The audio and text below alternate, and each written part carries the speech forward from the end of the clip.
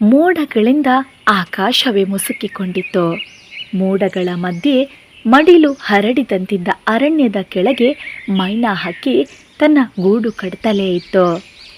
ಆಕೆ ತನ್ನ ಗಂಡ ಮತ್ತು 2 ಪುಟ್ಟ ಮಕ್ಕಳೊಂದಿಗೆ ಆ ಮರದ ಗಡಸಿನಲ್ಲಿ ನೆಲೆಸಿದ್ಲು.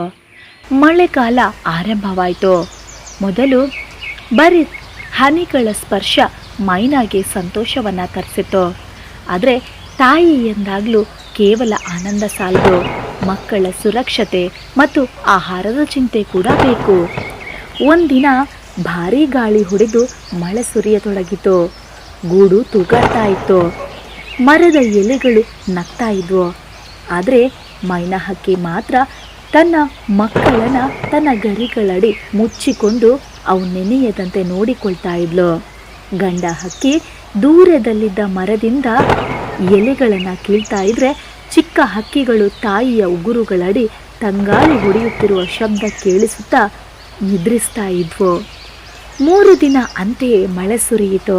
ಆದರೆ ಮೈನಾ ಕುಟುಂಬದ ಒಗ್ಗಟ್ಟಿಗೆ ಎಂತಹ ಮಳೆ ಎಂತಹ ಗಾಳಿ ಕೂಡ ಅಡ್ಡಿ ತರಲಿಲ್ಲ.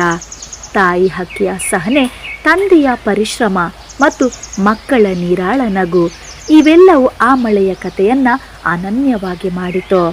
ಮಳೆ ಮುಗಿದ ನಂತರ ಆ ಹಕ್ಕಿಗಳ ಗೂಡು ಹೊಸ ಬೆಳಕಿನಲ್ಲಿ ಮೆರೆದಿತು. ಮರದ ಎಲೆಗಳಲ್ಲಿ ಹನಿಗಳು ಜಿನುಗ್ತಾ ಇದ್ವು. ಹಕ್ಕಿಯ ಚಿಕ್ಕ ಮಕ್ಕಳು ಮೊದಲ ಬಾರಿಗೆ ಗಾಳಿಯಲ್ಲಿ ಹಾರಿದ್ವು.